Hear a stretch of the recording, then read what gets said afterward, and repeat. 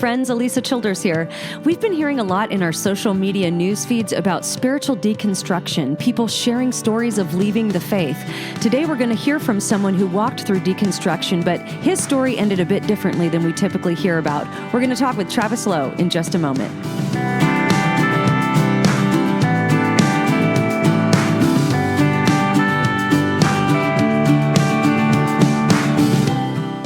Deconstruction stories are all the rage. It seems like every time I turn around, there's another YouTube personality or podcast celebrity who have left the Christian faith. Either they grew up in the evangelical church or the Christian church, and through usually a long and often painful and even sometimes traumatic process, they end up letting go of their beliefs.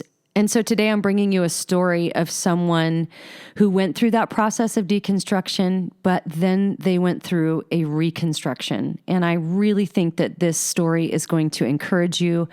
It's going to fill you with hope.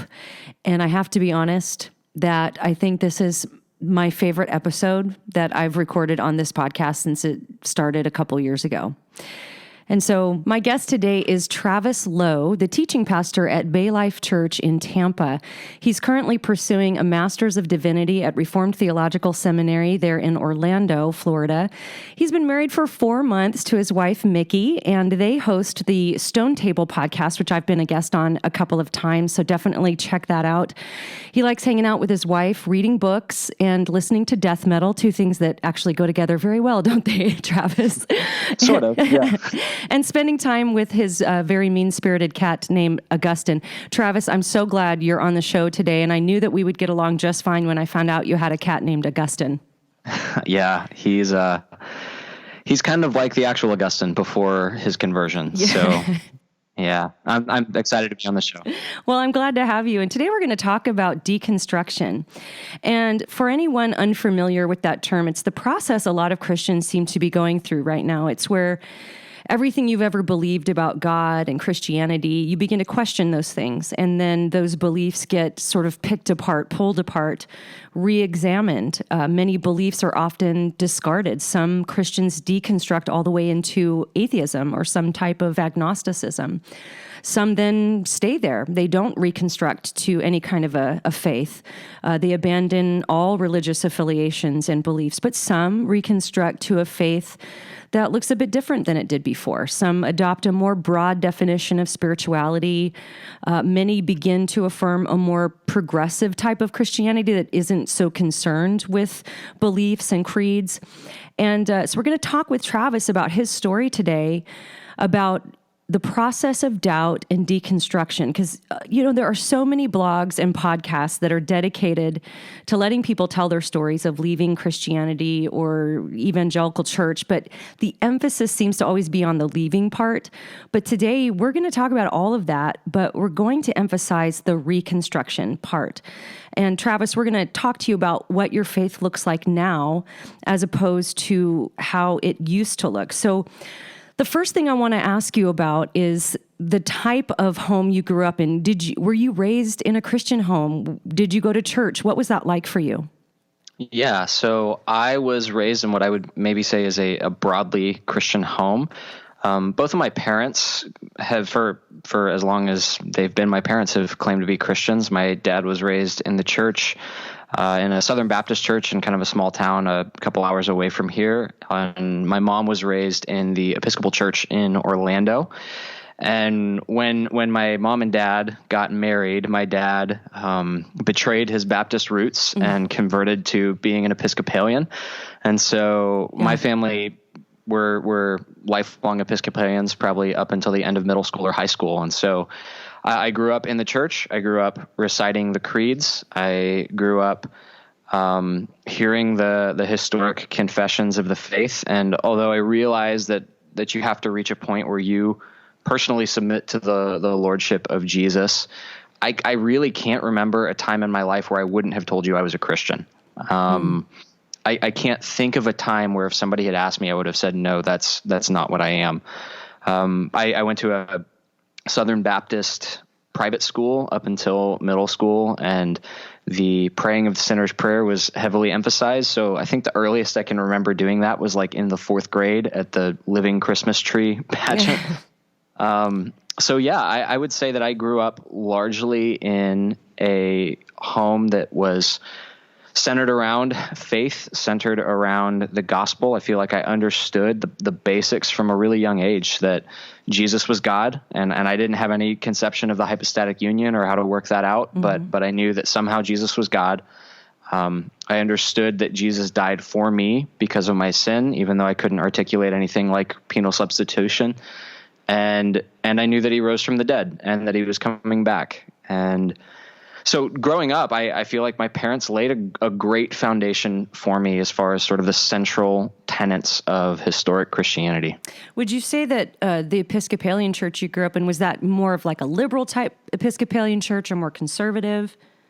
Yeah, it's interesting because I think at the time I didn't have categories for either. So I didn't really know what I was supposed to be looking for. I hated the Episcopal Church growing up, even though I would have considered myself a Christian, just because as a kid, my parents made me dress up for church, which meant that I had to wear these clothes that I thought were super itchy and uncomfortable. And so church was associated with that kind of formality. Yeah.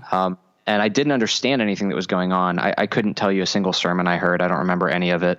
There were a lot of signs of the cross, kneeling when you face the altar, reciting creeds that at the time I didn't understand. Actually, I think the only thing I really liked about the Episcopal Church as a kid was the smell of the air conditioning at the particular church we were at, which is a super low bar. There are no Yankee Candle scents for Episcopalian air conditioning vents. Wow. So I don't know if it was a more liberal or a more conservative church. And as I've talked to my mom over the years and reflected back on that, she doesn't really know either. I know that she was raised in the Central Florida Diocese, which is under Greg Brewer, who is a conservative bishop in the Episcopal Church. But I don't actually know as far as the church I grew up in, just because it was so foreign to me. I didn't really understand anything that was going on at the time. Well, my husband would relate with your dislike for the itchy clothes. He was raised in the Church of God, and his mom would make him sit in the front row with wearing like wool suits. And so he would put his pajamas on under the suit so that he wouldn't have to squirm because it was so itchy. He hated it so much. Oh my gosh, that's incredible. I feel like I've grown into my love of nice clothes, but it was like a sanctification process. Yeah. I had to get over the trauma of my upbringing, and now I'm feeling pretty good about a button-down shirt. That lack of Yankee Candles will do it. It's quite traumatic, It's to devastating. grow up. Yeah. All right. So how involved with youth group were you? Did you have a youth group? What was that like? Yeah, so the church that I serve at now is the one that my family moved to after we left the Episcopal Church. And the main reason that we left is because my dad had what I would call maybe like a come to Jesus moment in his life. And he recognized that even though he had claimed to be a Christian, the lordship of Jesus was not something that he had ever bent the knee to. And so when God kind of did this work in his heart, he said to my mom, we have to go somewhere where I can understand what's going on. Like I'm a simple Baptist boy from a small town. I need to go somewhere where this makes sense. And so we came to the church that I'm actually on staff at now. And I can't quite remember when. I feel like every time I tell this story, I give a different age. It was sometime near the end of middle school. And pretty quickly I got connected with the youth group here. I had some just incredible youth pastors who discipled me and mentored me and cared for me. And I was awkward and not athletic and probably smelled bad because I sweat through my deodorant. And I was a really, really just nerdy kid that was well cared for by my leaders. And I became really involved as a result of that, just being a musician. It was right around the time I started playing guitar, and so I saw in the youth band this avenue for expressing those gifts and maybe developing them. And so I started playing every week in the band. I started going on all of the mission trips, served on the student leadership team where we talked about what sermons we would preach at youth group, helped out with FCA in high school. I was all in high school in particular. Yeah. Yeah. It sounds like those were some pretty formative experiences that would help you to shape the way you would view Christianity and view the world. I want to ask you if you can think of any other just really formative experiences you had, maybe on a mission trip or in youth group or even in your family, that you feel like when you think back about those experiences, whether it's a good impact or a bad impact, that they really significantly impacted the way that you looked at Christianity, that you looked at God. Can you think of any of those real formative type experiences that you may have had? Yeah, as I was kind of just reflecting on my story and my experiences, I can actually remember, I think, the first time that I went through like a mini crisis of faith and how that was sorted, and I think it became a trajectory going forward. It was my freshman year of high school, and this book, the DaVinci Code, had come out, which is, it's a fictional book that speculates and kind of it developed its plot from a lot of conspiracy theories about Jesus's relationship with Mary Magdalene.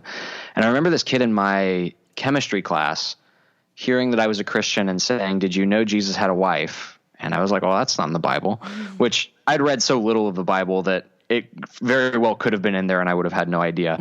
And I said, "Well, that's not in the Bible." And he said, "Well, we have proof that Jesus had a wife." And it messed me up like really, really badly as a 14-year-old. And I remember going to my mom and saying, "Do you know that we have proof that Jesus had a wife?" Not realizing that he'd pulled it from this book that his parents were probably reading, not realizing that claim is just totally unfounded. Yeah. And the historical sources for that are absolutely terrible in the Gnostic Gospels. Right. And it sent me into this kind of tailspin of like, well, what would it mean if Jesus had a wife, and what would that change my faith? And does that change anything that I've been believing all these years at the church with the stuffy clothes and the nice smelling air conditioning? and I remember right around the same time, the senior pastor here at our church, Mark, was handing out copies of Mere Christianity for people on staff to read. He just stepped into his role, and my mom was on staff. And so she was reading this book, Mere Christianity. And she said, you would probably benefit from reading this. This C.S. Lewis guy's really smart. I didn't even know he wrote stuff like this. I thought it was just Narnia. Mm-hmm. And so right around that time, I started reading Mere Christianity. And even though he didn't tackle the question of whether Jesus had a wife, I found in Lewis a faith that was not afraid of questions, but saw questions as a doorway into deeper understanding. And that became for me it became a pattern where anytime I had a question, because of my experience reading Mere Christianity, I felt like there's got to be a good answer for this. And so that sort of set this pattern for me where my faith started to become a little bit more intellectual, even though I realized Mere Christianity is not by any means the deepest you can dive in the area of apologetics and defense of the faith. That was really formative for me to see somebody thinking really hard about what we believed and coming out on the other side faithful. So I think that was really formative for me in a lot of ways. How old were you again when all this was going on? This was probably when I was 14 or 15. Yeah. Freshman or sophomore year of high school. It makes me wonder, especially now that we have, the internet and social media and everybody has a blog. Because I remember reading the DaVinci Code. I was a little older than you, but I remember being maybe in my early 20s, perhaps. And I remember feeling like my heart would race when I was reading it, because it was like my mind knew this couldn't be true. But yet it was so compelling that my blood pressure and my heart rate would go up. Like, this is really kind of, but then I just was able to, at that age, I think I just put it aside and went, well, that's probably not true. But I remember that being a really impactful moment in my life too, even though at that point I was pretty solid in my faith. But it just makes you wonder now with kids who are, especially at 14, 15, that age, you're so vulnerable anyway, and your frontal lobe isn't developed, and all of the claims that people come across on social media and on different blogs that, with some investigation, you realize are either really founded upon really shaky evidence or no evidence at all. They just get repeated so many times that people start to believe it. And I think that that's such a wise piece of advice that your story gives us, because as you read Mere Christianity, as you encountered great thinkers like C.S. Lewis, you're saying, well, at least this shows me that there probably is an answer to this. And for every claim, there's a counterclaim, and then there's a counterclaim to that and a counterclaim to that. And so I think that is just an encouraging thing for us as believers to say, don't just believe everything you hear. If you hear a claim that sounds kind of out there, there's a reason it sounds out there. It's not like 2,000 years later, we're discovering this brand new thing that nobody knew about before. Of course, with the Gnostic Gospels, even the early church fathers knew about those and even warned about those in some of their writings. I particularly remembering, I think, was it Eusebius that was warning about the Gospel of Thomas, saying this is not something that we're believing in. And so there's always just something there that you can investigate further. And so, right. So C.S. Lewis kind of seems like that was a turning point for you following that first time of sort of encountering this type of doubt. What happened after that? When did you start to experience really profound doubts that might have even led into a process of deconstruction? Yeah, so I went through high school not knowing what I wanted to be when I grew up. That was the question everybody asks: is what do you want to be when you grow up? And I reached the end of high school being really firmly established in my convictions that I was a Christian and I wanted to follow Jesus with my life. But I also reached the end of high school not knowing what to do. And there was a pastor at our church at the time who my mom mentioned this to and said, Travis doesn't know what he wants to do. And he said, I don't know why he's struggling with this. It's very obvious that he's supposed to be in ministry. And my mom relayed that to me, and it just clicked in a way. I'd never really entertained the idea of being in ministry, even though I loved all the things I was doing in serving in the band and going on missions trips. But as soon as my mom told me that, I said, yeah, that is what I'm supposed to do. And so I signed up for college. The only school I could get into was the local one, University of South Florida, which is fine because I didn't know anything about any other schools anyways. And I figured, well, if I'm going into ministry, I need to pursue like a degree that's going to prepare me for ministry. And you had to declare a major when you got accepted. And so I picked religious studies, thinking that was the same thing as Bible college. Oh, yeah. At a secular college you picked. Yeah. Oh, yeah. Yeah. So I thought I was signing up for Bible college. I had no idea what I was actually signing up for. You're just baptized right into skepticism right there. Oh, my gosh. Yeah. In ways that I don't think I fully processed even when I was in college. But I remember my first day of my first religious studies class, there was a guy there who was a senior, and he had somehow made it through the whole degree without taking Intro to Religious Studies. And we were broken up into groups to answer the question, what is religion? And he said, I know the answer to this. I'm, 2 classes away from my degree. And so I was in a group with him, and we kind of struck up this conversation. And he asked me if I was religious or if I was just interested in religion because people find it interesting. And I told him I was a Christian, and he said, okay, so I am too. And as someone leaving this program, here's something you need to know is that everything you believe is going to be questioned. And there are answers for every question you're going to ask. And the next 4 years are going to be really hard for you. Wow. And never talked to him again. Don't even remember the guy's name. But it was prophetically true in the sense that over the course of the next 4 years, I had a lot of incredible teachers, and some of them were Christians, although they might be a little bit more to the left of where I would be comfortable with. But over the course of that, I had multiple kind of mini crises of faith around all sorts of different issues that were raised in the religious studies process. And some of those questions I was able to resolve because at this point, unlike my freshman year of high school, I actually knew how to use the internet to look up resources. But some of them I farmed out into the future, and I said, I'm going to shelve this. Someone smart has an answer. I'm just going to trust that there's a smart person that'll give me an answer at some point. So college was a really difficult season for me. But I still wouldn't say that was like the full-blown deconstruction. And yet that's when the doubts started to kind of rear their head in a way wasn't the same as what I went through in high school. I don't know if it was similar for you, but, when you're in that scenario where there's all these skeptical claims being made, this is how it was for me. Of course, my class where all of this was challenged was at a church, not in a college.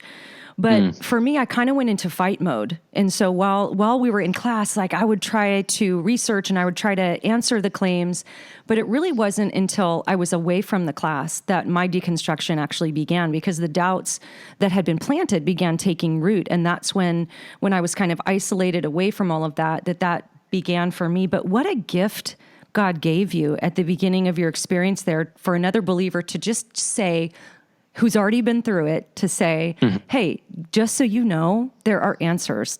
Because I think that can be the scariest part of experiencing doubts. I know for me, when I was in that process of deconstruction, and I've said this before, I know that's what it is now. Of course, I didn't know to call it that back then. I just thought my whole world was falling apart.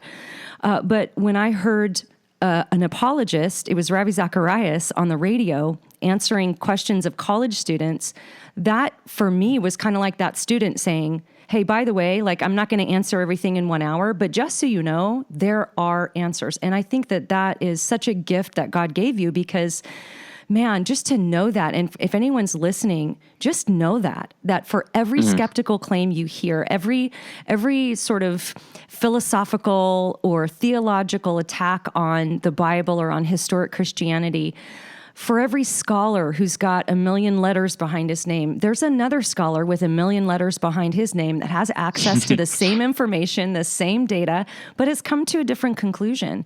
And I think that's a really important point to bring up, especially if anyone's listening and you are experiencing doubts. You've been challenged in your faith and you're not sure where to turn. You don't know where to look for the information, but just knowing that the information is out there. Somebody somewhere has debated this, they've written a book about it, or they have begun to speak out, about the particular claims. Because I think back, 15, 20 years ago, a lot of the skeptical claims against the Bible in particular were more happening in the scholarly realm. Like the average Christian in the pew wasn't aware of those things. And then guys like Bart Ehrman come along and they write lay-level books that sort of, and even beginning with Dan Brown and the DaVinci Code and kind of planting those seeds of doubts and really letting the average person in the pew know, like, hey, some of these debates have been going on in the scholarly world, but yet, the scholars that have been answering these claims in the scholarly world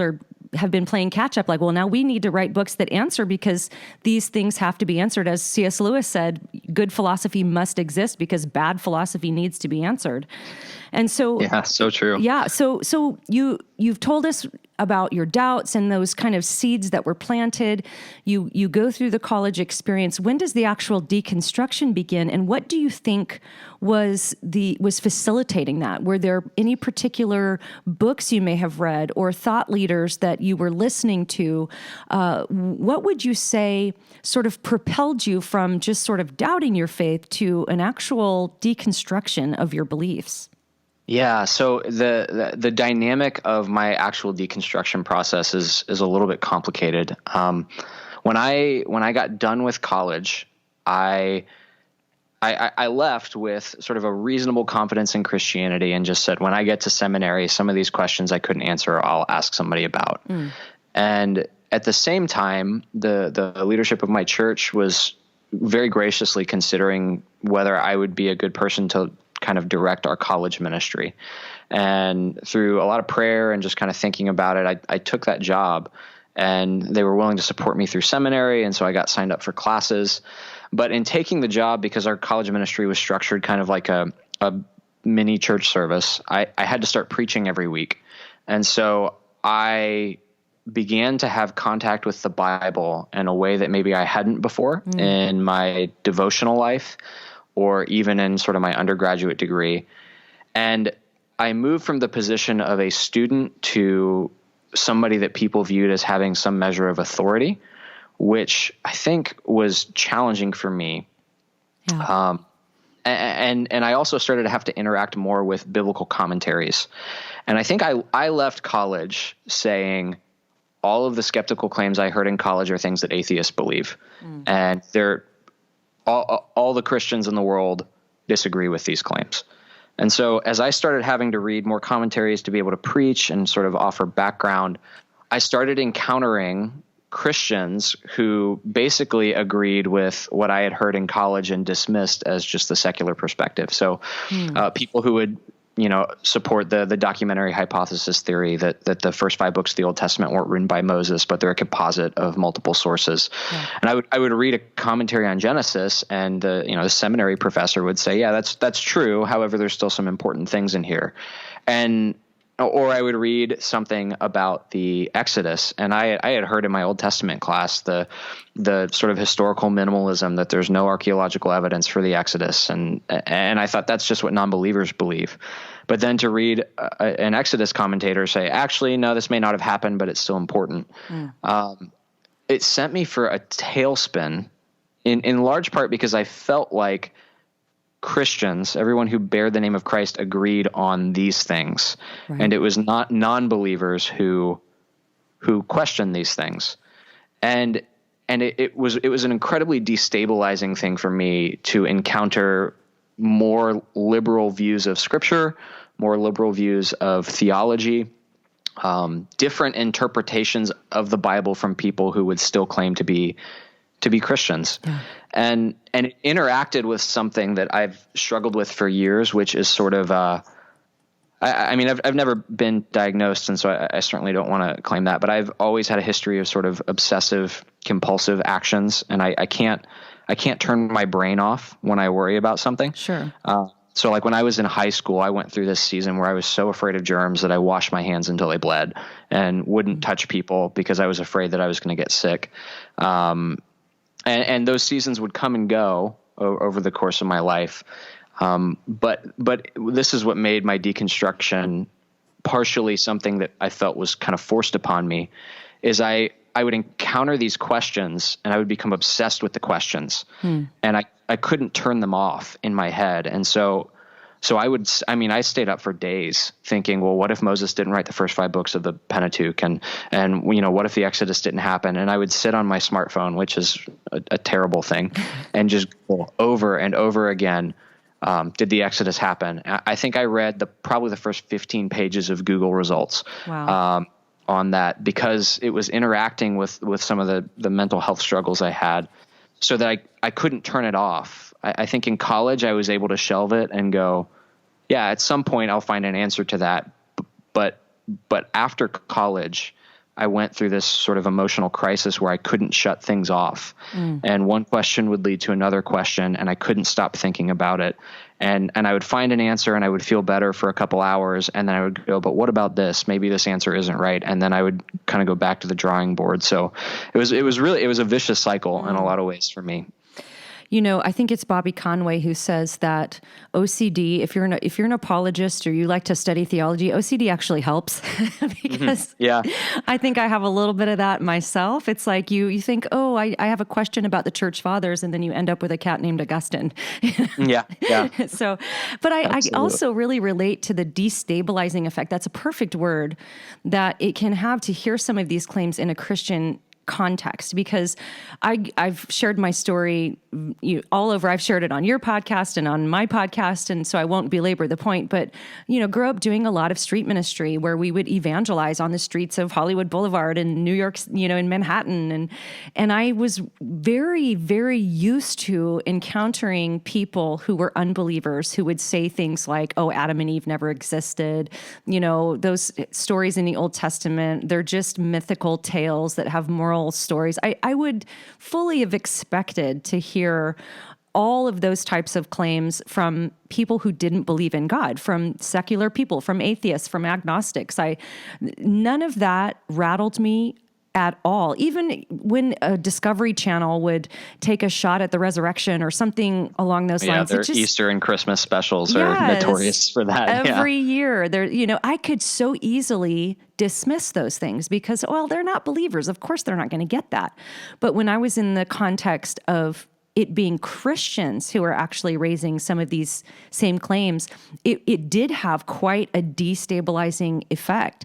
And I remember sitting in one of the classes when I was at a progressive church, and the pastor just kind of dismissing the idea that Adam and Eve could have possibly existed by just, he said to the class, is there anybody still in this class that still believes that Adam and Eve were real people? As if the assumption was, if you're smart, if you're mature in your faith, obviously you have repudiated that as a real story. You've realized that's just a mythical tale. And so, yeah, it's rattling, I think, even more so when it's in the context of people who are claiming the name of Christ. So were there any books you read or any, is there a significant quote unquote Christian author or commentary that really threw you for a loop that you can think back and go, man, that one really, really threw me? Yeah. I think a lot of people have understandably been influenced by the writing of Peter Enns and his Sure. view of inspiration and incarnation. And I think what makes Enns so powerful is that I think he does state the problem really well. I think he's a brilliant writer. I certainly think he's a thoughtful academic. And I mean, he is certainly a well-educated man, and he has a great way of pointing out the problem. And yet the proposed solutions to me fall short of anything that would be satisfying, and certainly anything that would be historic or orthodox. So I think Peter Enns was somebody who I wrestled with a lot in terms of his writings about inerrancy and Old Testament inspiration, and how it relates to the New Testament. But one of the things that I think was really hard for me in particular is that I had been put in a leadership position, which meant that everybody was coming to me with their questions, and most of their questions were simpler and more easily answered. So how did you navigate that? Did you feel like you had any kind of support system, or was this something that you were just struggling with on the inside? Talk us through that a little bit, navigating the fact that you're in this position of leadership at a church, but you're having these intense doubts and even deconstruction going on inside of you. That must have been just torment. Yeah, it was devastating. I think I had a full-blown emotional breakdown. I actually ended up on antidepressants probably 6 months into it because I couldn't cope with it. And I was silent about it, in large part because I felt like I'm the one that's supposed to have the answers. And so if I tell people the questions I'm asking about, and I mean, I can ramble them off: the documentary hypothesis, henotheism in the Old Testament, the authorship of the pastoral epistles, the historicity of the Exodus, the dating of the book of Jeremiah. These are things that nobody in my church even knows are issues. Right. And so if I tell them I'm worrying about it, then I'm just going to introduce questions that they never had, and they're going to start going through the same thing I'm going through. Yeah, sure. And I was terrified to talk about it because people were always coming to me with their doubts, and their doubts were much more easily explained, although no less significant. And I thought, man, if I'm honest about this with people, then I'm going to send them into the same sort of nightmare that I'm in right now. Yeah. So I just didn't talk about it. I took my antidepressants, and I ate my feelings, and I gained a bunch of weight. And, Checkers French fries. Do you have Checkers in Tennessee? I don't think so. Rallies might be what it is in Tennessee. Oh, okay. I think so. I think I've heard that. Yeah, I ate a lot of French fries, and I just died inside. Like it was absolutely devastating because I couldn't talk about it with anyone because I was afraid that it would prompt the same process in someone else if I brought it up. Yeah, I can certainly relate with that. So you're in a position of, you're teaching the Bible, you're going through this process inside. Walk us through what happens next. So did you deconstruct all the way into atheism, or maybe to some kind of liberal Christianity or progressive Christianity? What did that look like for you? And then bring us to the point where that began to change. How did you begin the process of Reconstruction? Yeah, at the time I was playing in a hardcore punk band, and I mean I grew up in punk and metal, and at my lowest, we did this month-long tour out to California, and I brought a couple books with me, and I said to myself, for this month I'm going to shelve my questions. I'm not going to ask any of them. I'm going to spend every day, wake up in the morning on tour and just pray and ask God for wisdom. And the way that sort of my anxiety worked, I didn't have the self-control to do it. I spent hours in the van because there's nothing else to do. Just Googling questions on my smartphone and dying inside. And I actually spent the whole tour trying to say out loud when no one was around, I'm an atheist. Wow. I kept trying to say it and see if I could get the words out. And I couldn't. I couldn't get the words out. And there were times where I was praying and I was like, God, I don't even know if you're real, but I have no idea what's going on. And I couldn't get the words out. And so at the end of the tour, I said, I'm not an atheist. But I have a lot of questions that I do not have answers for. And, I'm really, really struggling. And Michael Reeves, I don't know if you're familiar with him. He's over in the United Kingdom. He talked about a crisis of faith he went through, I think, in college. And he said he reached a point where it was Jesus or nothing. It was Jesus or emptiness. And over the course of that tour, that's kind of the point I reached. Progressive Christianity was not an option for me. It bore no resemblance to the historic faith of the church. It offered no compelling reason to be a Christian other than to have a spiritual component to your Facebook religion. So for me, it was, if it's not orthodoxy, then it's nothing. And so I reached out to a lot of scholars who I just found their email online. And I sent them very desperate emails saying, you don't know me and I'm not a friend of yours and I'm not one of your students and I don't pay tuition at your seminary. But I need your help. And the one that stands out to me the most came right after that tour ended. And I was at a really low point. It was 4 or 5 o'clock in the morning. And I hadn't been able to sleep. And I found N.T. Wright's email address at St. Andrews. And so I sent him this 6 or 7 paragraph rambling email. And I said, I don't know you. You have no reason to respond to me. I've never even been to Scotland before. But I'm dying inside and I need someone smart to help me. And you're the smartest Christian I can think of. Yeah. And he responded. I fell asleep and, Scotland is 5 hours ahead. So I'm sure it came in with his morning cup of coffee as he checked his email and just sent me one of the most gracious emails. I still have it saved in my inbox, just walking me through my questions from afar. And I think that was the turning point for me, honestly, was that response from N.T. Wright. That is I'm crying right now. That is so powerful. Man, that is just so powerful. When people think about scholars, they think, they're just untouchable, unreachable. They're just sitting in ivory towers writing academic works that don't relate with people's regular lives. Right. But my experience has been very similar. I didn't personally email N.T. Wright, but I mean, that was amazing that you did that. But I did, I started auditing seminary classes at Southern Evangelical Seminary. And I've since been able to connect with the school and get to know some of these professors who helped me. But I mean, here I am, honestly, at the time, I'm a stay-at-home mom with 2 kids in a massive faith crisis. So I sign up for these seminary classes and these professors, these PhDs, these scholars just reached out to me. They let me participate in the debate forums. I would email them that's just the craziest questions, and they would always email me back with thoughtful answers, and even at times say, I haven't thought about that particular question, but let me get back to you. And then they would, 2 weeks later, they'd send me some resources, a book or a lecture or something that I could listen to.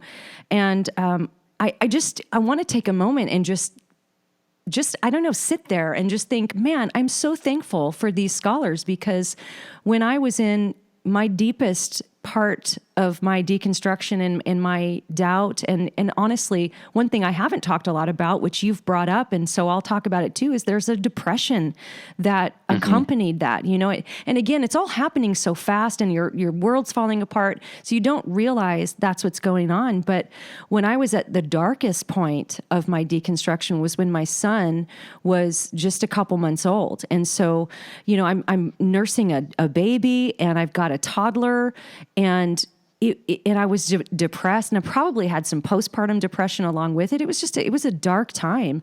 And it's something that I've written about in my book that's going to be coming out, kind of some of those more dark times of doubt, just where I kind of came to a similar point. Like I couldn't go all the way into atheism. I knew that God existed, but I didn't know how that was going to come back together. Like if what I discover, if I go on this journey of studying and figuring out what's true, is this going to resemble the faith that I grew up with? And that was scary. That was a scary step to take. So after you had this interaction with N.T. Wright, what happened next? What did you start reading? What did you start investigating?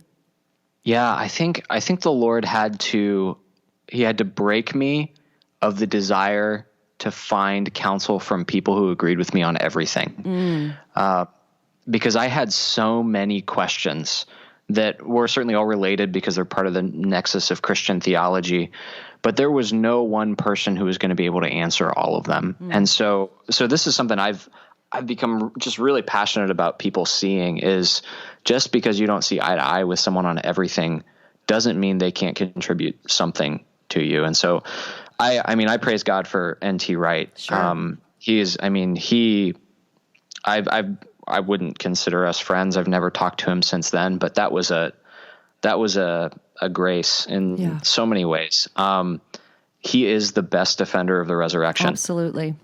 And this is where I had to kind of grow. I was like, even if I don't always agree with him on justification, he is the best defender of the resurrection. Yeah. And I had to be able to see things like that. And so I think of Episcopal priest Fleming Rutledge, her book on the crucifixion. The crucifixion is the best defense of penal substitution I've ever read, even though she doesn't think Adam was a historical person. Isn't that crazy? I have that book as well, and I'm reading it, and I keep thinking, there were things I disagreed with in it, but here you have this, who most people would actually consider to be a liberal theologian, defending substitutionary atonement. And I found that really intriguing. And I thought her defense of it was so comprehensive. And so, even though it's a scholarly book, it's easy to understand. And so I have to agree with you on that. Yeah. So that was something God had to do in me, was enable me to receive help from people who I wouldn't see eye to eye with on other issues. And so I started reading widely. I started reading N.T. Wright and Fleming Rutledge, and I started listening to, I think, Preston Sprinkle's Theology in the Raw podcast is really helpful on a lot of things, even though on the nature of hell, I would not agree with him on that. Yeah. I had to accept help, and not demand perfect agreement on issues that I think are important before I received the help. And so it was kind of a piece by piece thing where I just kept reading, and some of the questions I didn't find answers to for a long time. And that was another thing that I had to become comfortable with, which was I had to be willing to sit with a question for longer than like 2 or 3 Google searches. I had to be willing to say there is an answer and I can't find it yet, but I've found enough answers to keep going. Yeah. And in the meantime, I'll trust that Jesus is sovereign over this question that I don't have an answer to yet. Wow. And in doing that, I kind of found help in unlikely places. I think one of the big questions that I battled with for a long time was what's called kind of the henotheism thesis in the Old Testament, which is the idea that the early Israelites weren't monotheistic, they were henotheistic.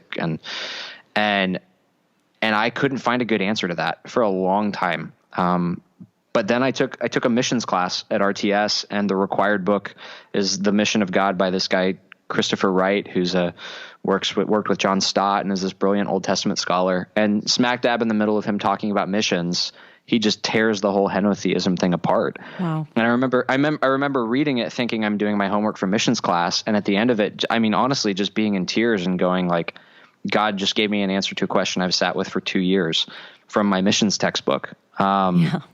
So help came from unlikely places and sources I never expected in a lot of ways.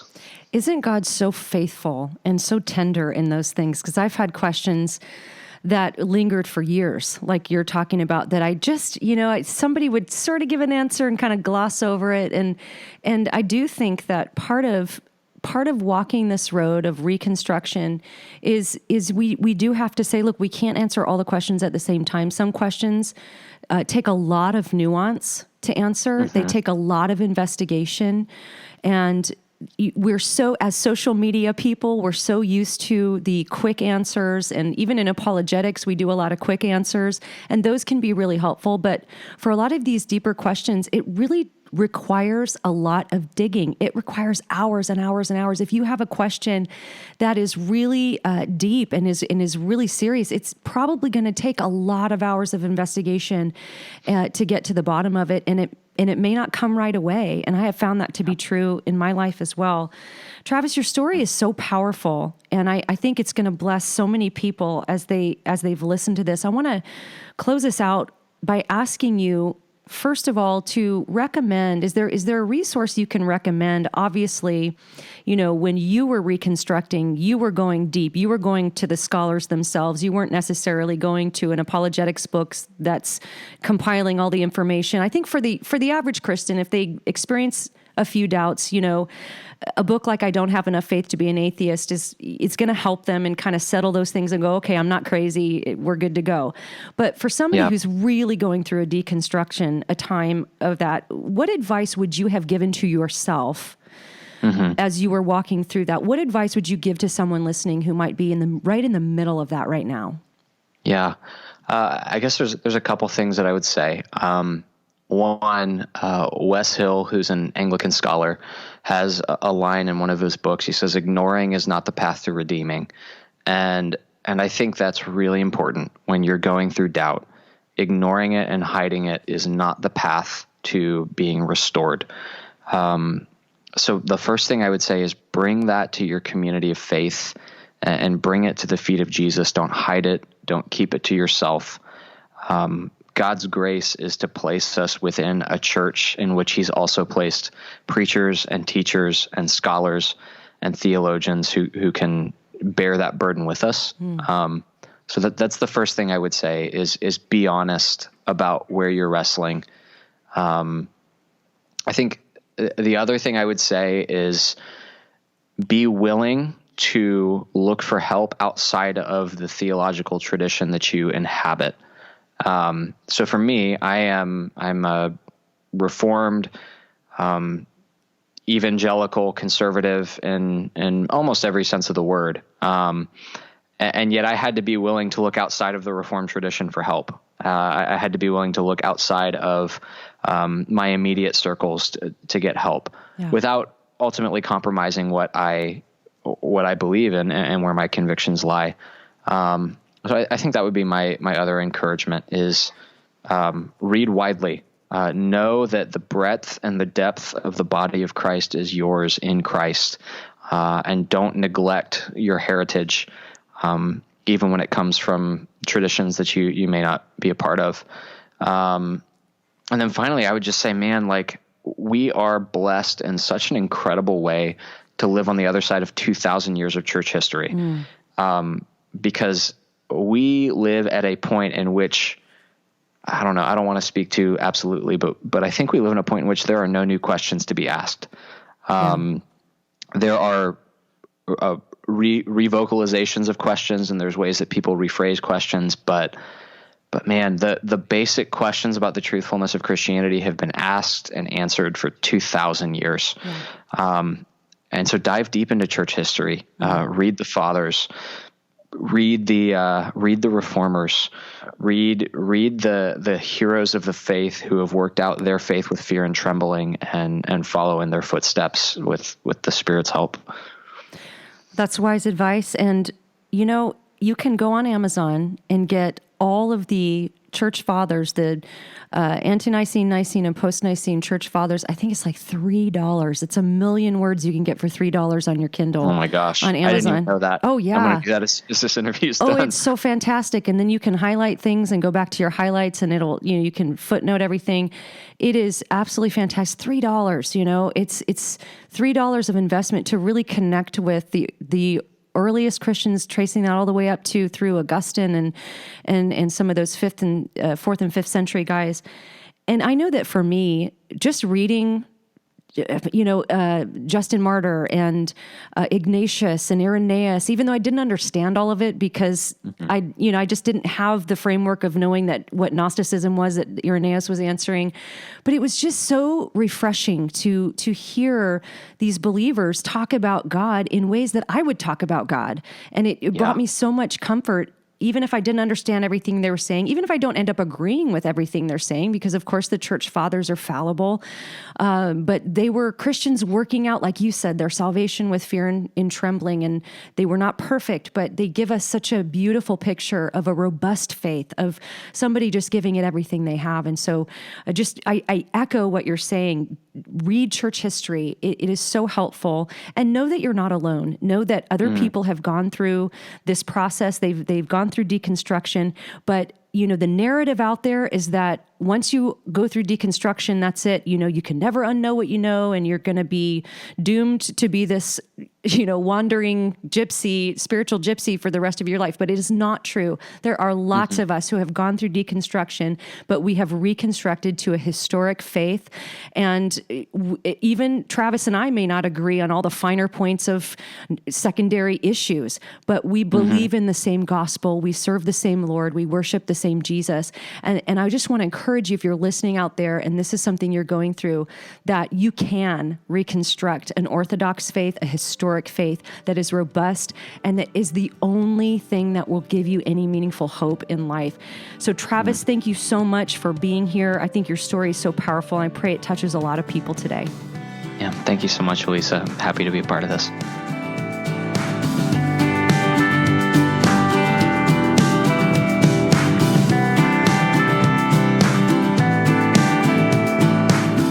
If you enjoyed listening to this podcast, you can sign up to receive my posts by email by going to elisachilders.com and clicking the subscribe button, or subscribe to the Alisa Childers podcast on iTunes.